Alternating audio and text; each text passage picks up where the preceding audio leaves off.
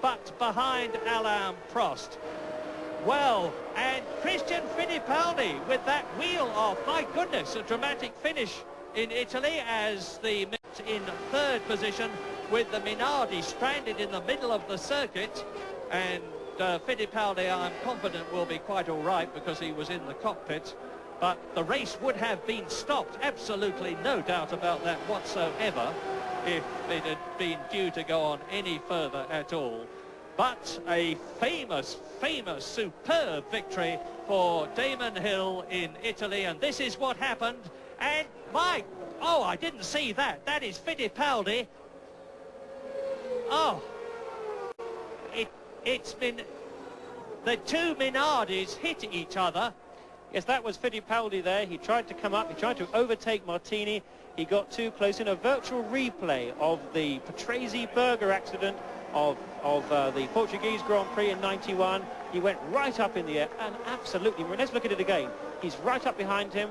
That is, he's right up behind, Fittipaldi behind. He just touches, look at the car, goes up through the vertical, absolutely over a complete 360-degree somersault, back on more or less its wheels. What an amazingly miraculous escape there. The car comes down. That would have all happened at 190 miles an hour with no exaggeration whatsoever.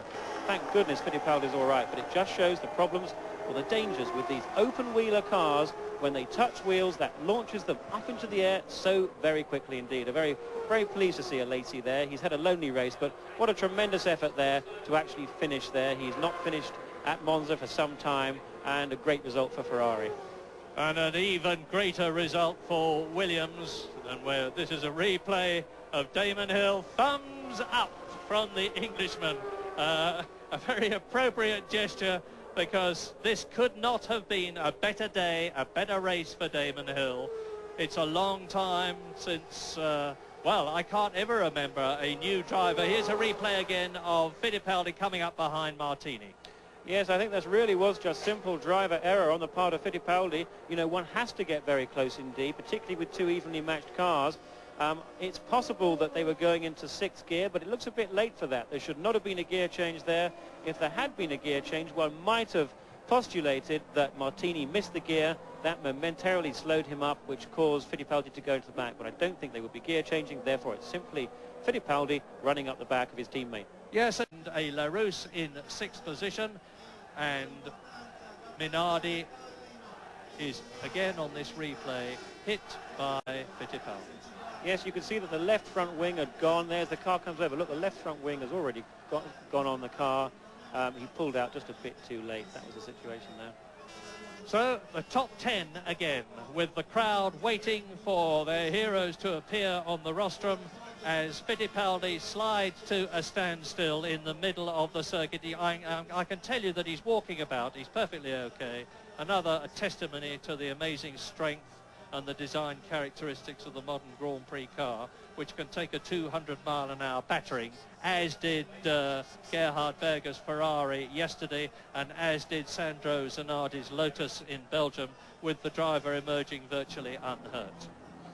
Looking at the World Championship table now, with Prost on 81, Hill on 58, I'm sure that Damon's going to be just reflecting what might have been had he not had those failures in Spain, but particularly in Hockenheim with the tyre and at Silverstone with the engine, because without that he could very easily have been leading the World Championship in his first full season of Grand Prix racing. But there again, of course, you know, we can all say that, or rather I can't, but certainly many other drivers could when they've had mistakes or when they've had misfortune. But either way, I'm sure he's got a lot more time and many more years of success to win World Championships. Yes, and again, Minardi hits Minardi. Fittipaldi hits Martini, who nevertheless went on to finish in 7th position after having been assaulted unwittingly by his teammate. You can't blame Fittipaldi for trying, because he had the prospect of finishing a place